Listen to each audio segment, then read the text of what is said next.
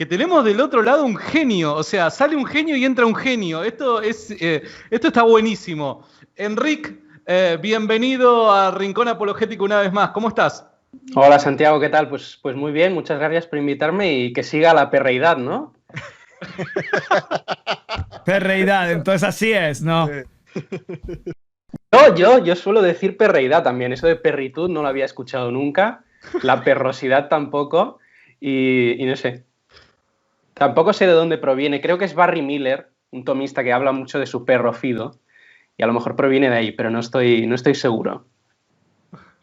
Enric, te agradezco mucho por tu predisposición, por tu buena onda, por todo el laburo que haces y demás. Gracias por haber aceptado estar acá. Sinceramente, yo como entiendo que Billy, Jorge, estamos muy entusiasmados con tenerte, con tu ponencia y todos los que están conectados también. Así que yo no sé, chicos, si ustedes quieren decirle algo a Enric, pero por mi parte, bienvenido y espero que te sientas cómodo.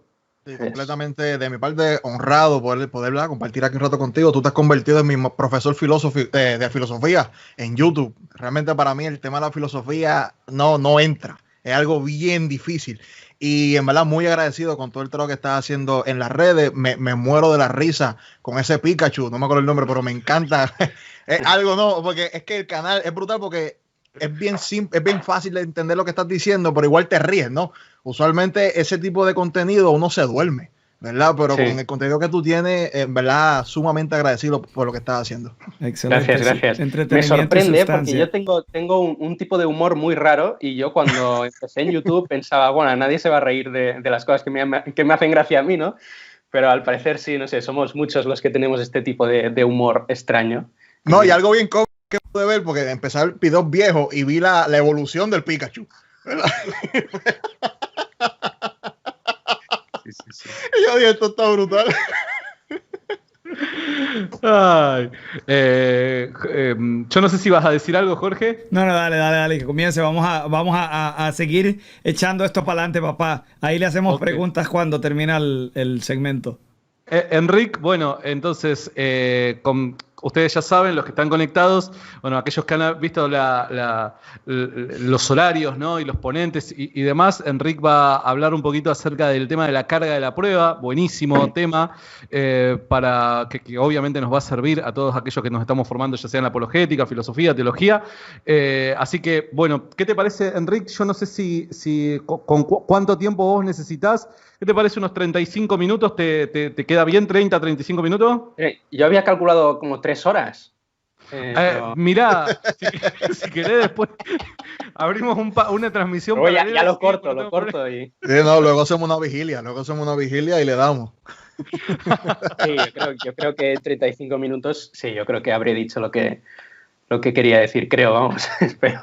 Perfecto. Y después eso vos nos avisas y ahí interactuamos con vos con algunas preguntas del público y con algunas preguntas de nosotros. El público, y con esto ya cierro y lo dejo a Enric, el público sepa de que puede dejar sus preguntas, que yo voy tomando notas. Aquellas preguntas que se envíen por medio del superchat obviamente van a tener prioridad porque ustedes saben de que no tenemos el tiempo que quisiéramos como para poder plantear todas las preguntas. A Agustín nos quedaron un montón ahí sin poder hacerle. Así que bueno, ya saben, no pierdan el tiempo y manden sus preguntas. Enric, cuando quieras, el escenario es tuyo. Perfecto. Pues bueno, lo primero de todo, muchas gracias por invitarme. Y bueno, vamos a intentar a ver qué se puede hacer, ¿no? Porque Agustín ha dejado el listón muy alto, ¿no? Me tendríais que haber puesto antes, pero Agustín ahí a tope. Entonces, yo de lo que os quería hablar es un poco de la carga de la prueba, porque es algo que yo me encuentro continuamente en mi canal de YouTube, en los vídeos en los que trato temas relacionados con la teología filosófica, pues me encuentro como continuamente con esta idea de que el único que tiene carga de la prueba en la discusión acerca de la existencia de Dios es el teísta y no el ateo, ¿no? Que el ateo no tiene para nada ningún tipo de carga de la prueba. Entonces, como ejemplos, dejadme que os lea algunos de los comentarios que me llegan al canal. Por ejemplo, la carga de la prueba la tiene el que hace la afirmación positiva, es decir, el que afirma que tal cosa es de tal manera. El ateo no hace ninguna afirmación positiva, se limita a no aceptar sin más las afirmaciones no probadas, como la que dice que un Dios creador, legislador y providente existe.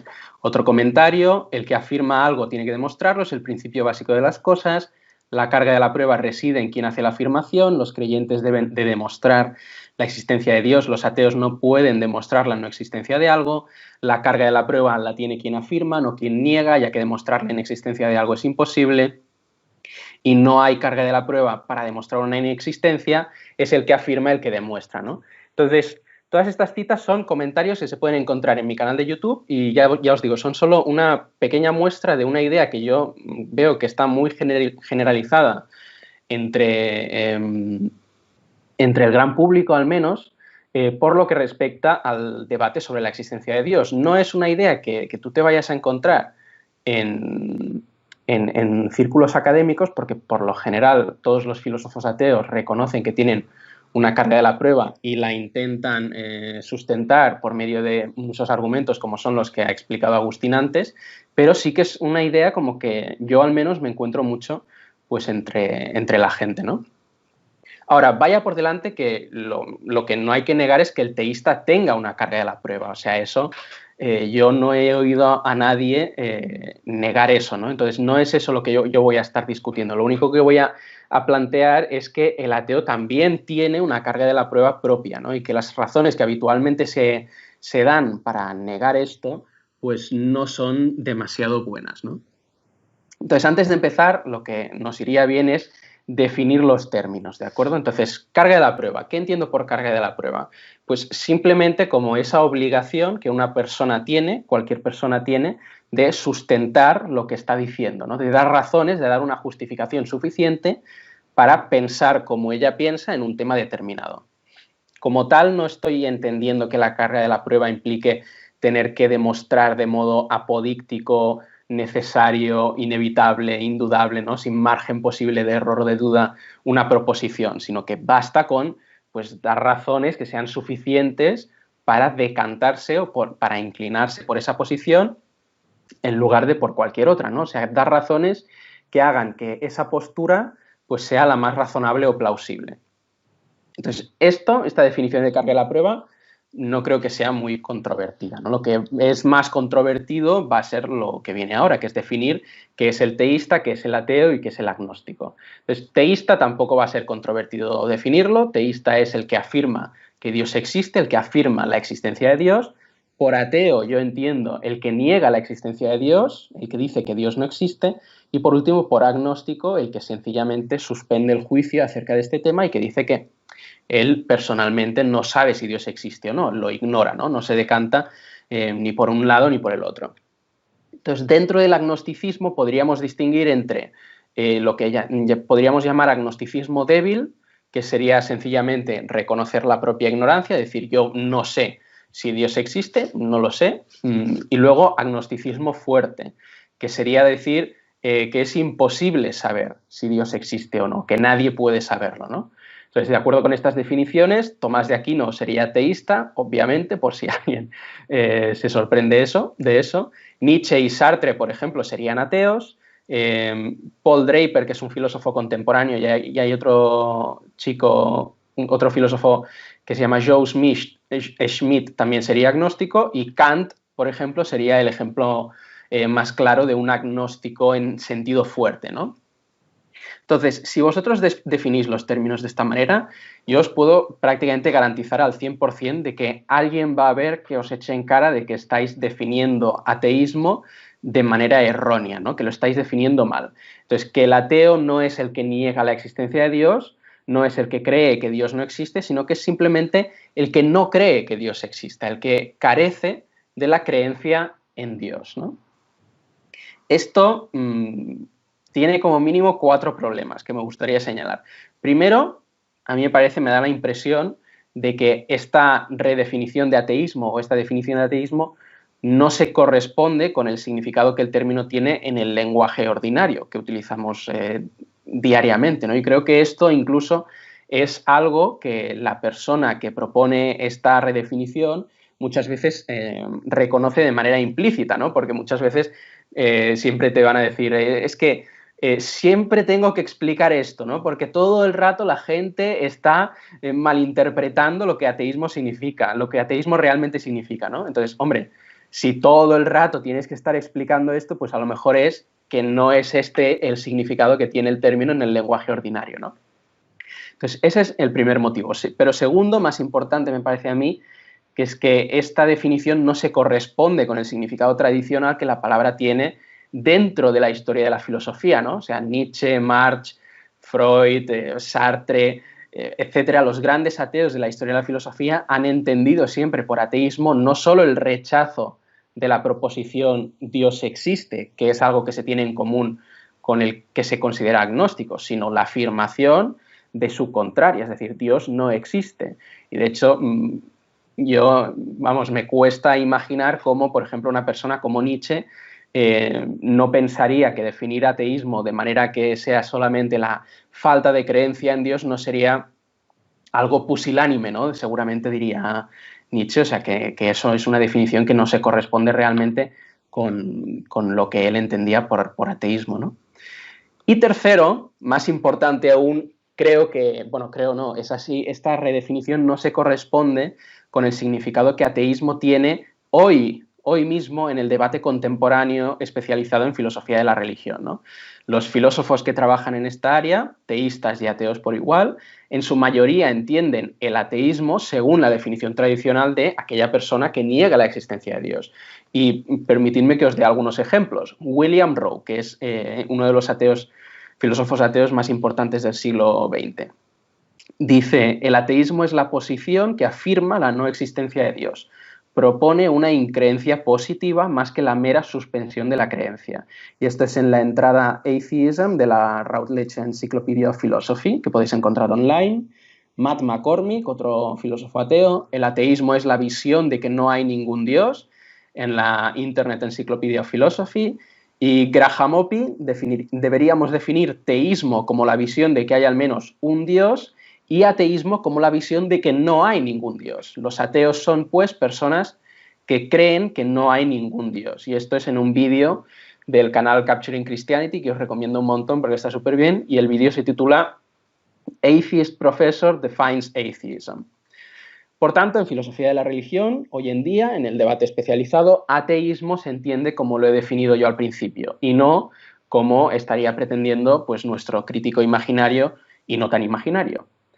Por último, el cuarto problema, recordad que he dicho que como mínimo yo le veo 4 problemas. El cuarto problema es que definir ateísmo o ateo simplemente como aquella persona que no cree en Dios, ¿sí?, que le falta la creencia en Dios, pues está como metiendo en el mismo saco a 2 grupos de personas con actitudes proposicionales muy distintas, ¿no? O sea, tanto aquellos que creen que Dios no existe como aquellos que simplemente suspenden el juicio al respecto, pues puede decirse que no creen en Dios, que les falta la creencia, pero ambos personifican, pues, visiones y actitudes muy distintas.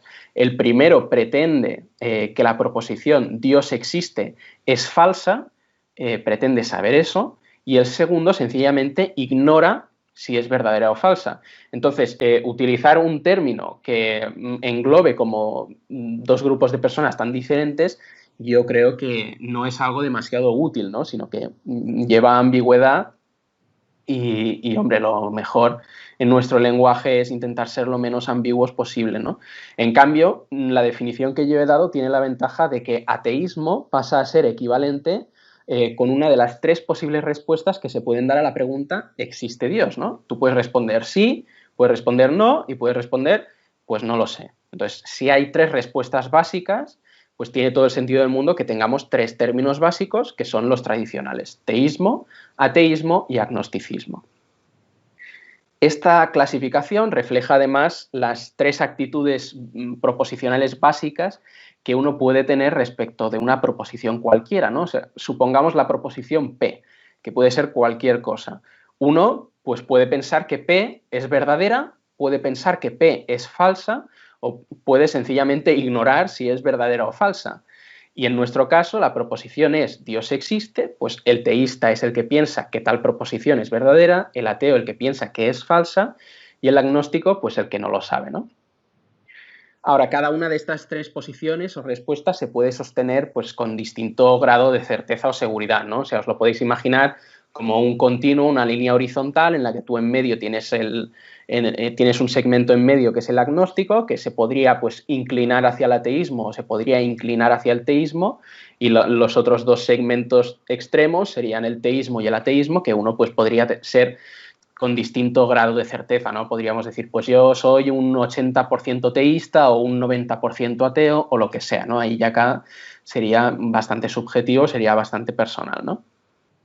Entonces, lo que quiero explicar o proponer al menos es que en contra de los comentarios que hemos visto al principio, pues en esta situación en la que tienes estas tres posibles respuestas, estas tres posibles actitudes, el único que no tiene carga de la prueba es el agnóstico, porque es el único que no pretende saber nada, sencillamente está reconociendo su propia ignorancia y ya está. Pero en cambio, tanto el teísta como el ateo pretenden saber algo, con el grado de seguridad que sea, eso ahora mismo no nos importa, pero pretenden saber algo, pretenden saber cuál es el valor de verdad de la proposición Dios existe. Y cualquiera que pretenda saber algo tiene que poder aportar razones para decantarse por su posición y no por cualquier otra. Y eso es lo que significa tener carga de la prueba, ¿no? Entonces, un matiz que hay que hacer, que es que, si recordáis, he dicho que podríamos distinguir entre dos tipos de agnósticos, pues el agnóstico débil, que es el que sencillamente dice que no sabe, ese no tiene carga de la prueba, pero si uno ya sostiene una posición más fuerte, de agnosticismo fuerte, como lo seguía un Kant, por ejemplo, entonces sí que tiene carga de la prueba, porque ahí está pretendiendo saber que no se puede saber directamente, ¿no? No es que él personalmente no lo sepa, sino que nadie lo puede saber. Y para poder decir eso, para poder sustentar eso, nos tiene que dar alguna razón, nos tiene que dar razones. Entonces,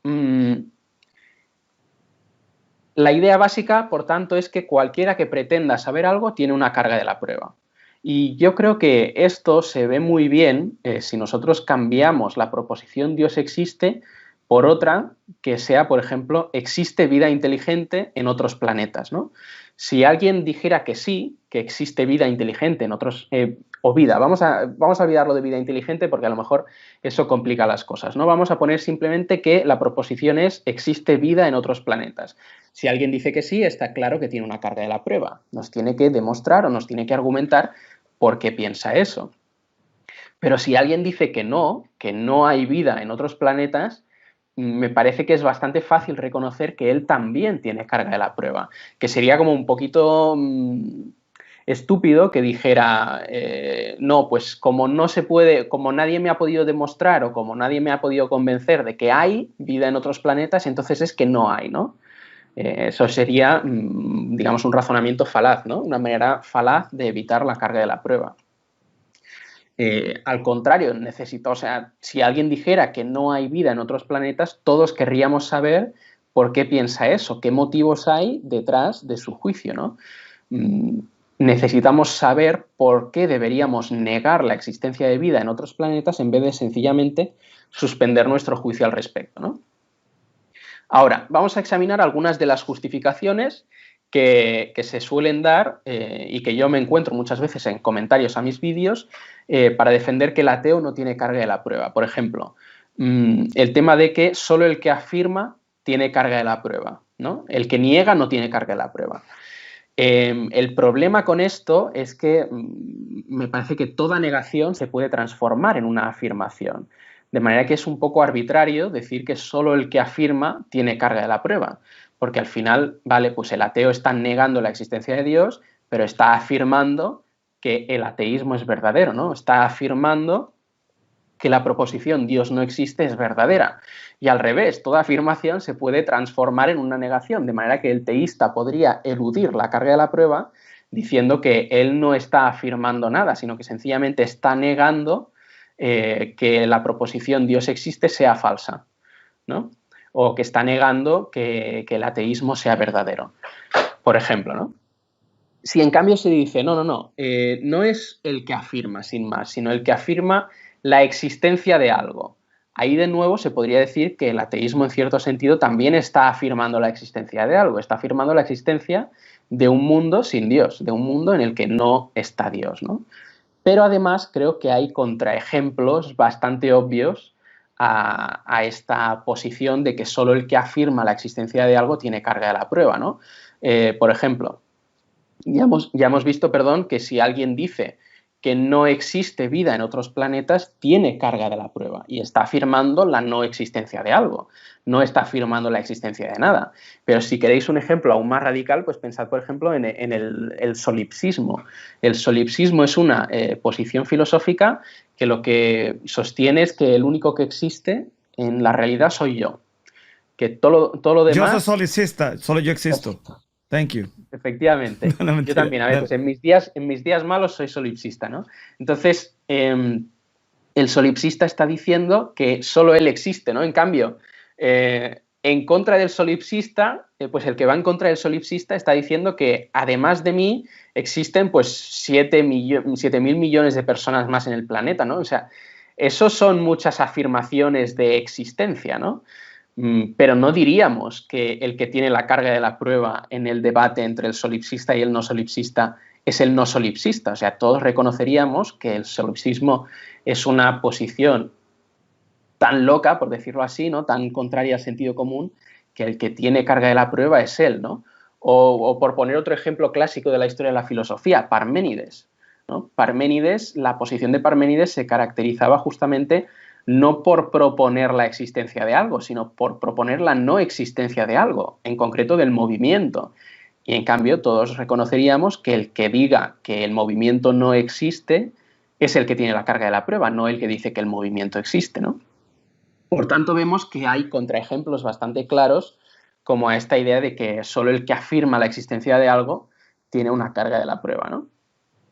Ahora, hay otra idea que se repite mucho también para apoyar como esta tesis, que es que se dice a veces que no se puede probar un negativo o que no se puede probar la no existencia de algo. Ahora, esto yo creo que si uno lo reflexiona un poco puede ver de modo bastante fácil que es falso, ¿no? Porque sí que hay muchas cosas de las que podemos decir con bastante seguridad y que podemos dar razones para pensar que no existen, ¿no? Podemos decir que no existe un círculo cuadrado, que no existe Santa Claus, que no existe la antitierra de los pitagóricos, ¿no? Hay un montón de cosas de las cuales podemos decir con seguridad y con razones de peso que no existen. Por ejemplo, si nosotros demostramos que la idea de algo contiene una contradicción, eso ya demuestra que no puede existir. O también podemos inferir la no existencia de algo si encontramos en el mundo algo que no esperaríamos que estuviera allí si esa otra cosa existiera. O si no encontráramos algo que esperaríamos que estuviera allí si esa cosa existiera. Y al fin y al cabo estas son como las dos estrategias básicas que siguen los filósofos ateos académicos a la hora de dar argumentos para pensar que efectivamente Dios no existe. Si fuera verdad que no se puede probar la no existencia de algo, pues ahí ya tendríamos un motivo a priori para considerar falsos y fallidos todos los argumentos ateos que se han propuesto a lo largo de la historia, ¿no? Y no tendríamos razones para abrazar el ateísmo, sino que tendríamos que, como máximo, quedarnos pues, en la suspensión del juicio. No podríamos ser teístas, a menos que hubiera razones para serlo, pero tampoco podríamos ser ateos en el sentido estricto que yo lo he definido, porque no tendríamos tampoco razones para serlo, ¿no? Entonces, yo creo que esta idea proviene esta idea de que el ateísmo no tiene carga de la prueba proviene de una confusión con el contexto legal, por ejemplo, de los sistemas judiciales modernos, en los que lo que hacemos es tenemos la presunción de inocencia, ¿no? O sea, presumimos que la persona a la que se está juzgando es inocente y que se tiene que demostrar la culpabilidad, ¿no? Pero, hombre, hay que entender que no es lo mismo el sistema judicial que un debate epistemológico, ¿no? O que un debate filosófico. Y luego a veces se cita mucho a un filósofo ateo que, bueno, se acabó convirtiendo al teísmo, que es Antony Flew, que yo creo que él es el autor principal que defendió un poco esta idea de la presunción de ateísmo, ¿no? Él lo llamaba la presunción de ateísmo. Y muchas veces, de hecho el otro día, cuando hice el anuncio en mi Facebook, en mi página de Facebook, de que iba a dar esta charla, uno de los comentarios era, no, ya lo dijo Anthony Flew, ¿no? Hay que presuponer el ateísmo y el único que tiene carga de la prueba es el teísta, ¿no? Lo que pasa es que Flew, en su mismo artículo, está definiendo ateísmo de una manera poco habitual y él mismo lo reconoce, ¿no? Si me permitís que os lea una cita, por ejemplo, dice: la palabra ateísmo tiene que entenderse en esta tesis, en la tesis que él está defendiendo de la presunción de ateísmo, de un modo inusual. Mientras hoy en día el significado usual de ateo es el de alguien que afirma que Dios no existe, aquí, en mi artículo, quiero que la palabra sea entendida de modo menos positivo. Quiero que el prefijo griego original a sea leído en ateo del mismo modo que se lee en otras palabras como amoral, atípico y asimétrico. En esta interpretación, un ateo ya no es alguien que afirme positivamente la no existencia de Dios, sino simplemente alguien que no es teísta, ¿no? Entonces él hace la distinción entre ateo negativo o ateísmo negativo, que no es alguien que tenga una visión muy negativa de la vida, sino simplemente alguien que no es teísta. Ya está, eso es todo lo que es un ateo negativo. Y en cambio también habla del ateísmo positivo, que sería lo que nosotros hemos definido como ateísmo propiamente, que es alguien que afirma positivamente que Dios no existe. Y él explícitamente dice que su presunción de ateísmo no hace referencia al ateísmo positivo, sino al ateísmo negativo. Por tanto, sencillamente es una presunción de no ser teísta. Y yo creo que con esto se puede estar bastante de acuerdo. O sea, con anterioridad a la consideración de razones para ser teísta, pues uno no tiene justificación para ser teísta y ya está. Y sencillamente tiene que darlas, ¿no? Pero el punto de Flew incluso es que esto se cumple también para el ateo positivo, ¿no? Entonces, déjame que os lea otra cita de su artículo. Dice: si ha de establecerse que Dios existe, entonces tenemos que tener buenos motivos para creer que esto es efectivamente así. Hasta que los tengamos, y a menos que los tengamos, carecemos literalmente de toda razón para creer. Y en tal situación, la única postura razonable tiene que ser o bien la del ateo negativo o la del agnóstico. Es decir, no es la del ateo positivo, no es eso lo que Flew está intentando decir, ¿no? Y luego, entonces, sencillamente, que la tesis de Flew es perfectamente compatible con decir que el ateísmo, como nosotros lo hemos definido, lo que él llama ateísmo positivo, sí que tiene carga de la prueba, ¿no?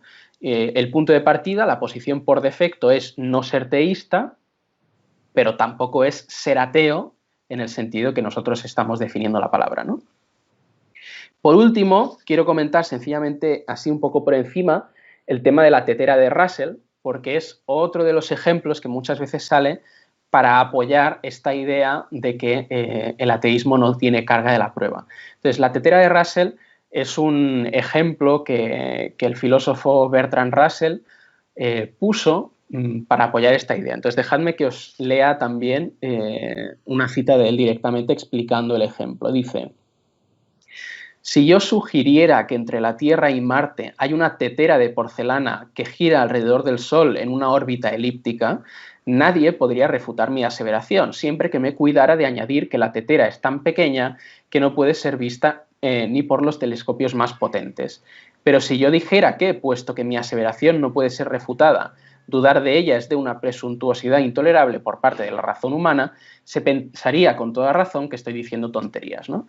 Entonces, la idea es un poco, cuando la gente utiliza este ejemplo de la tetera de Russell, la idea es que, igual que en el caso de que alguien dijera que hay una tetera de porcelana china entre la Tierra y Marte, el que lo dice es el que tiene la carga de la prueba y no el que duda de ello o incluso el que lo niega. Pues igual que en esas situaciones así, también en el debate acerca de la existencia de Dios, el que tiene la carga de la prueba es el teísta y no el que lo pone en duda o incluso el que lo niega, ¿no? Pero el problema que yo le veo es que hay que identificar exactamente cuál es el motivo por el que el creyente en la tetera de Russell tiene carga de la prueba y el que la niega no, y si eso se aplica al teísta y al ateo, ¿no? Y claro, aquí los diferentes motivos que se suelen dar, pues algunos de los cuales ya hemos estado analizando, creo yo que no funcionan, ¿no? Por ejemplo, si se dice es que el teísta es el que está pretendiendo saber algo, ¿no? Está pretendiendo saber que Dios existe. Ya, pero es que el ateo también está pretendiendo saber algo, está pretendiendo saber que Dios no existe, ¿no? O no, es que es el teísta el que afirma la existencia de algo. Ya, pero ya hemos visto que eso tiene toda una serie de contraejemplos, ¿no? Ya, pero es que es la proposición más extravagante la que tiene la carga de la prueba. Entonces aquí podemos decir, hombre, vale, sí, obviamente si alguien afirma algo que va muy en contra del sentido común o de la experiencia, pues diríamos, o de lo establecido incluso, si queréis, diríamos que tiene la carga de la prueba, pero ¿hasta qué punto esto se cumple en el debate entre teísmo y ateísmo, ¿no? O sea, creo yo que todos reconoceríamos que la idea de que hay una tetera de porcelana china entre la Tierra y Marte es una idea extravagante, pero ¿hasta qué punto la idea de que existe un Dios es una idea extravagante? Yo no sé hasta qué punto eso se puede realmente determinar.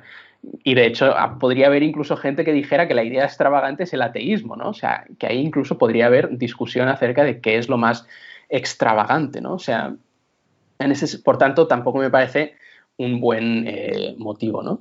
Y de hecho, yo creo que el motivo por el cual todos reconocemos en este ejemplo de Russell que el que diga que no existe la tetera de porcelana, pues no tiene tanta, al menos no tiene tanta carga de la prueba como el que dice que sí, es porque intuitivamente ya estamos asumiendo o ya tenemos en mente los distintos motivos o las distintas razones por las que reconocemos que esa tetera es algo muy implausible, ¿no? O sea, pues primero porque es un ejemplo ad hoc que da Russell para probar un punto. Pues ya sería casualidad que un ejemplo ad hoc que se inventa Russell pues sea verdadero, ¿no? Luego porque sabemos que la materia no forma espontáneamente teteras de porcelana china. También porque sabemos que es implausible que alguien la haya puesto en órbita porque no vemos exactamente por qué motivo lo tendría que haber hecho, ¿no?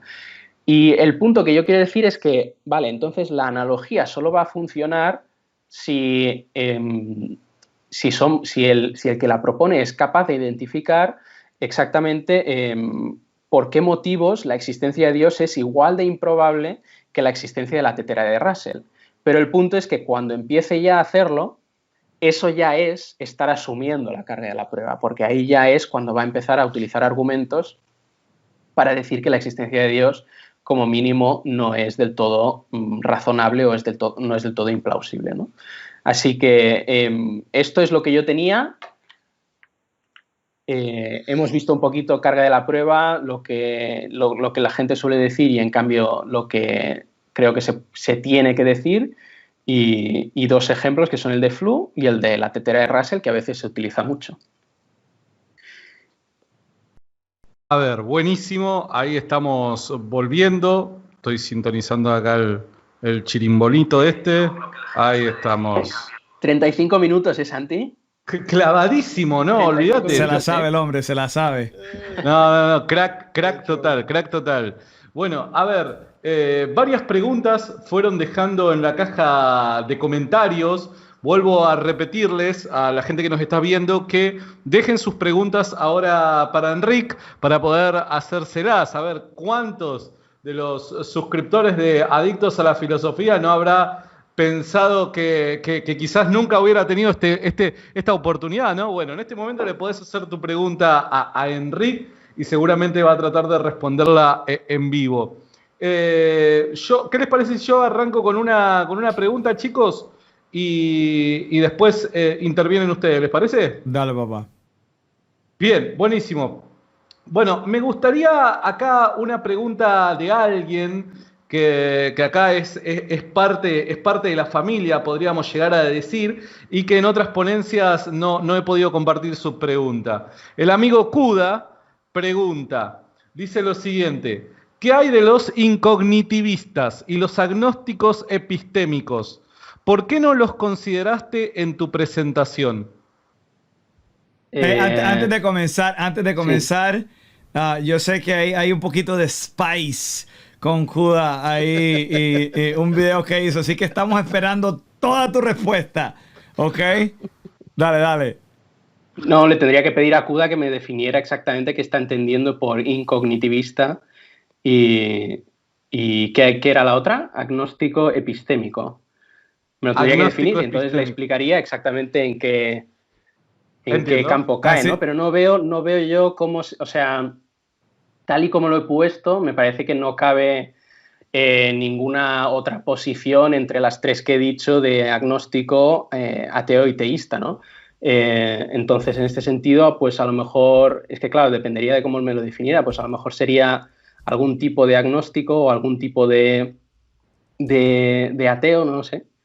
Y depende, si tuvieran alguna pretensión de conocimiento, entonces tendrían carga de la prueba y si no, no. Ok, bien, buenísimo. Bueno, entonces le vamos a pedir a CUDA de que se pueda explicar en los minutos que nos quedan. Dice de que no le alcanza los caracteres. Bueno, mandamos un mensaje. Yo a CUDA privado. no le creo nada, anyways. No, me parece ahí que corrió, diríamos los argentinos, corrió. Bueno, a ver, ¿qué pasó ahí?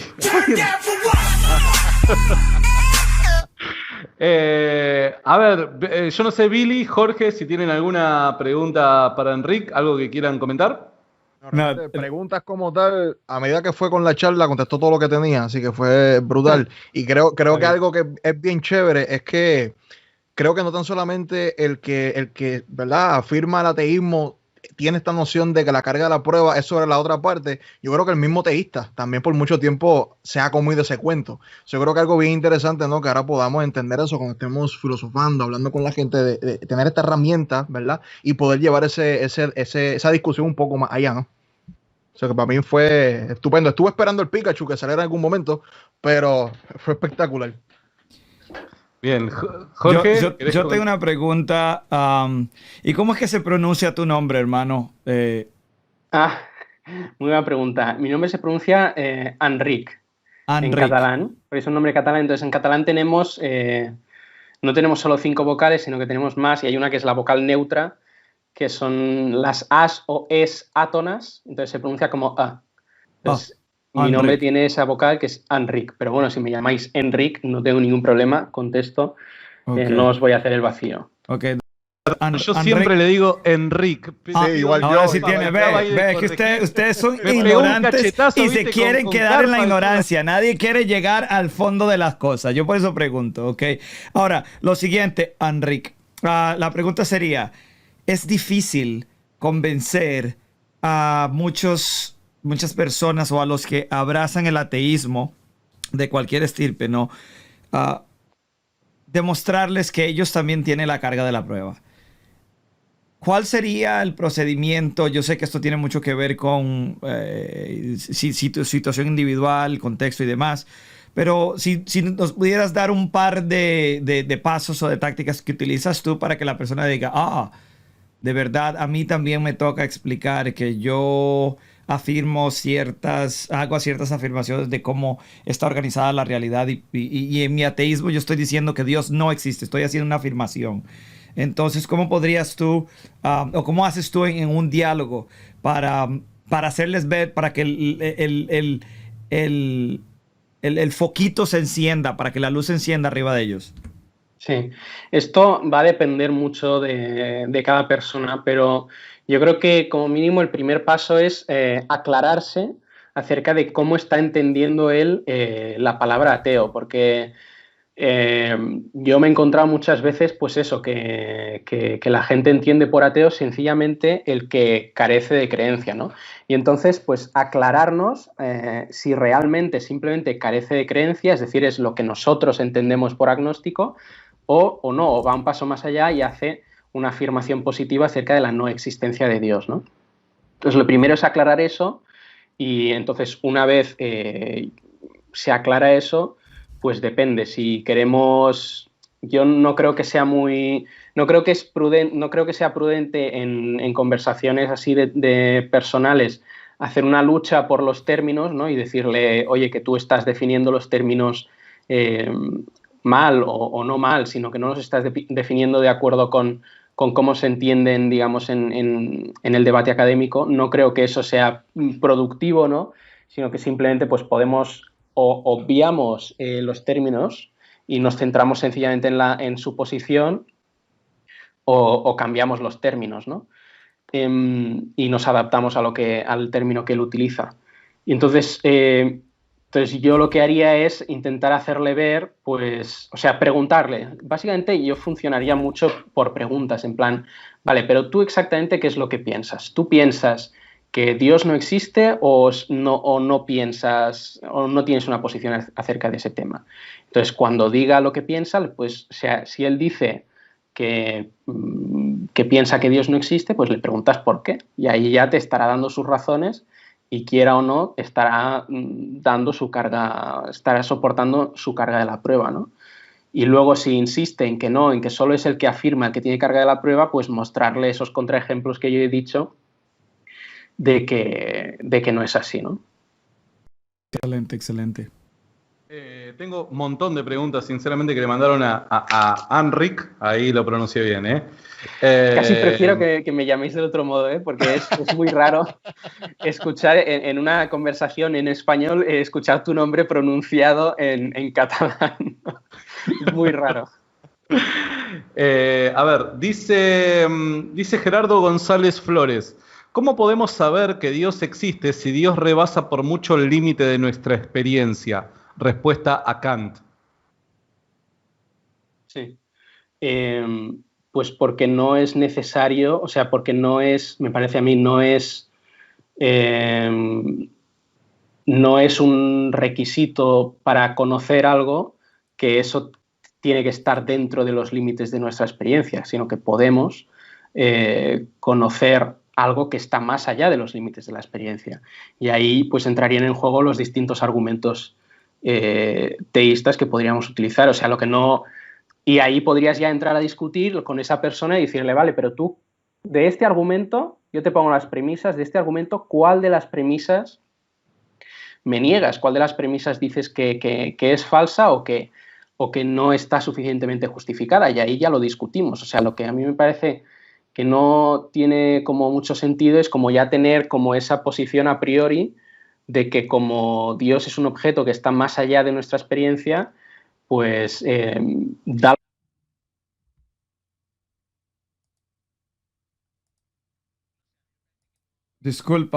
Discúlpenme. Ahora sí, continúa. Discúlpame, algo sucedió. Yo creo que uno de los invitados estaba mandando mensaje y... Ok, dale, ahora sí, disculpa.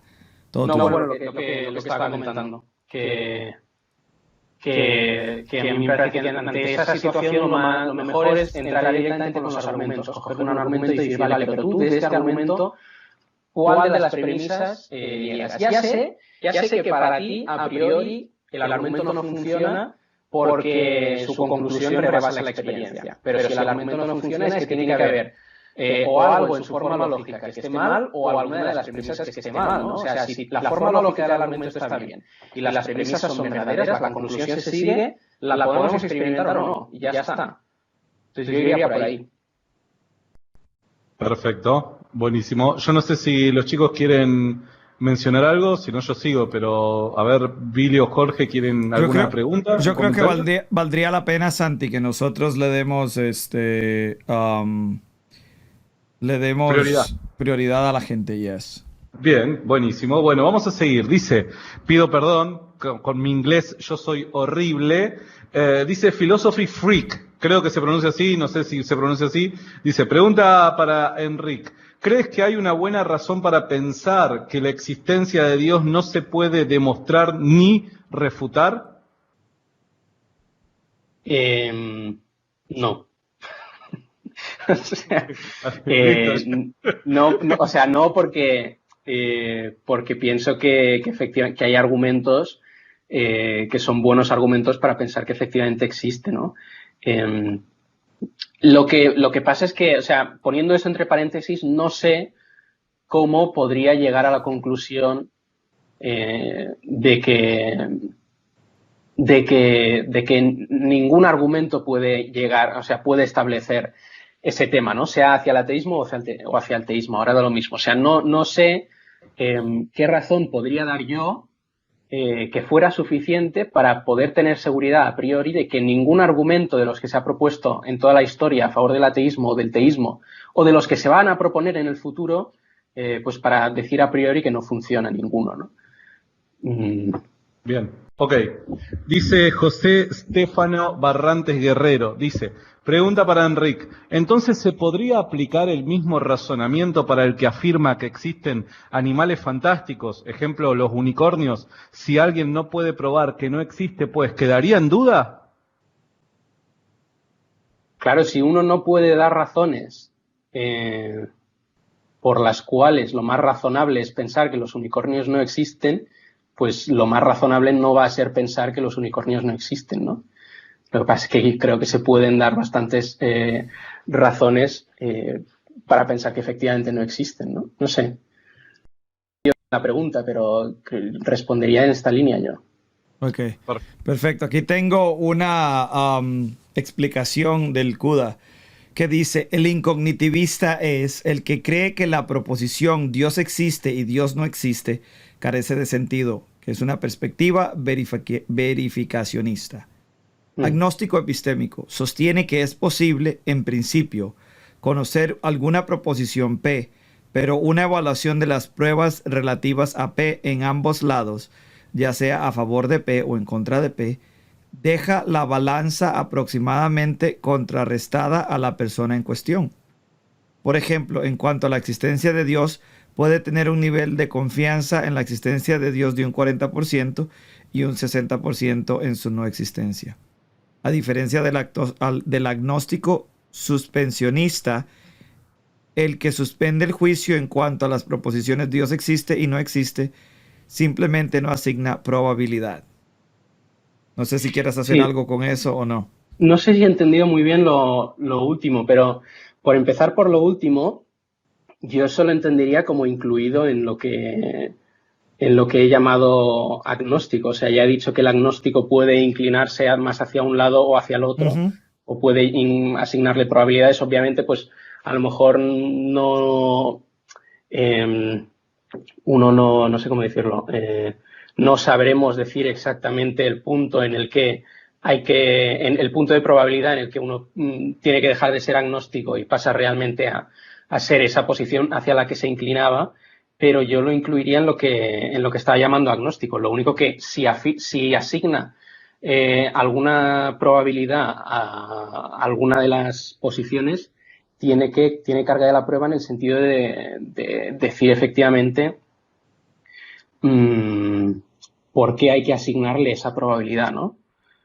Entonces, en ese sentido tendría carga de la prueba. El incognitivista, yo creo que se saldría ya de toda esta discusión porque directamente, si he entendido bien lo que decía CUDA, sería la postura que directamente dice que no tiene significado esa proposición, ¿no? A ver, como tal, está afirmando también, tiene una pretensión de conocimiento, en concreto, que esa proposición no tiene significado y, por tanto, también tiene carga de la prueba. Pero no sé, me parece que está como fuera de la no sé, diría eso básicamente. No sé si CUDA, ya sé que CUDA es una persona que se satisface con su grado para estar satisfecho con algo es muy alto, entonces seguramente no estará satisfecho. No. Quiero que todos oremos por CUDA porque desafortunadamente él es un filósofo analítico y ha dejado atrás la metafísica aristotélica y las diferentes causas, lo cual ha causado problemas donde no existen, y él ha abordado una filosofía que en realidad causa más problemas que los que soluciona, así que oremos por él. Sí, todos oremos por CUDA. Amén. Bueno, yo aunque en el pasado he sido muy crítico de la filosofía analítica, de decir que le estoy cogiendo el gustillo. O sea, veo el atractivo que tiene y veo por qué una persona como CUDA se podría llegar a interesar, o cualquier persona se podría interesar, incluso abrazar, digamos, la filosofía analítica. Y luego de decir que hay muy buenos aristotélicos y muy buenos tomistas dentro de la tradición analítica. Analítica, ya. todo eso, el movimiento del tomismo analítico con John Haldane, por ejemplo. Por ahí va la cosa, va bien, pero como sea, hay que seguir orando por Kuda. A ver, ya estamos en la recta final. Tengo más preguntas, voy a seleccionar una más. Y dice Boris Peñalosa, dice, utilizando la definición del agnóstico débil dada por Enric, ¿tiene alguna carga de la prueba? No. O sea, el agnóstico débil sería sencillamente el que está reconociendo su ignorancia, el que dice que no, él no sabe cuál es la respuesta, ¿no? Si lo único que está diciendo es eso, no tiene carga de la prueba, porque ¿qué es lo que nos va a demostrar? No tiene ninguna pretensión de conocimiento, ¿no? Si ya lo que empieza a hacer es asignarle probabilidades, pues ahí ya sí que puede ser que tenga algún tipo de carga de la prueba respecto a explicar por qué hay que asignarle esas probabilidades, ¿no? Claro, si él lo único que dice es yo personalmente, de manera intuitiva, me parece que tal y tal, pues bueno, no veo yo que tenga mucha carga de la prueba porque sencillamente está expresando una preferencia personal o subjetiva, ¿no? Podríamos decir. Pero si lo que dice es, no, hay que asignarle la probabilidad de 60 al ateísmo y 40 al teísmo. Y todo el mundo tendría que asignarle esa probabilidad porque es lo que se deduce de tal y tal. Pues ahí sí que tiene pretensión de conocimiento y tiene que dar razones que la apoyen, ¿no? Buenísimo. Quiero decirle a la gente que está del otro lado, ya estamos finalizando nuestra sesión con Enric.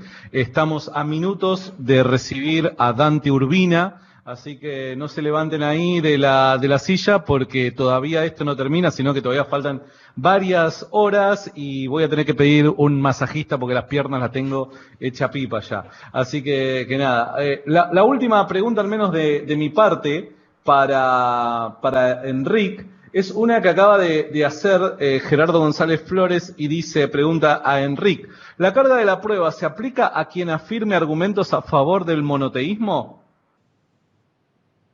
Claro. ¿Qué quiere decir exactamente? O sea, al que diga que el monoteísmo es verdadero. Entiendo. Claro, si dice que sí. O sea, la carga de la prueba se aplica a cualquiera que tenga pretensión de saber algo, ¿no? Con la posible excepción, que se podría discutir, pero con la posible excepción de posiciones como muy súper básicas o muy de sentido común o muy establecidas o ampliamente sostenidas, ¿no? Pero por lo general todo aquel que tenga pretensión de conocimiento tiene carga de la prueba de dar razones a favor de su posición. Entonces, el que dice que hay argumentos a favor del monoteísmo, efectivamente tiene carga de la prueba de mostrar qué argumentos son, ¿no? Y si lo que dicen no es solo que hay argumentos, sino que esos son argumentos conclusivos, pues tiene que efectivamente darlos, ¿no? Buenísimo. Bueno, por mi parte, agradecerte mucho, Enric, sinceramente, de corazón. La verdad que me siento muy agradecido a que hayas separado este tiempo para nosotros. Siempre es un privilegio charlar con vos. Así que nada, espero que te hayas sentido cómodo. Esa es nuestra principal intención, ¿no? No, muchas gracias a vosotros por la invitación, de verdad. Y muy bien por la conferencia esta, que está muy chula. Sos muy amable. No sé, los chicos, si quieren comentar algo. No, yo diría que muchas gracias. Oh, dale, las damos primero. Gracias, Enrique, gracias. Y ¿verdad? Disculpa la herejía, por ejemplo, de alguien como Jorge, ¿verdad? Que debería saber más de no atacar la barba superior, pero él sabe lo que le llega. Lo que pasa es que es la envidia que le tiene. ¿Tú ves? Esa es la envidia que tiene. Pero gracias, Enrique, perdóname. Gracias por todo lo que hacen, ¿verdad? En el canal y gracias por estar acá con nosotros. A vosotros. Sí, muchísimas gracias y bueno, por la disponibilidad, por estar acá, por invertir tu tiempo y bueno, por compartir y edificar a los demás. Muchísimas gracias. Te mando un abrazo grande, Enric. Y igualmente. Nos vemos cuando nos veamos. Abrazo. Perfecto. Chao.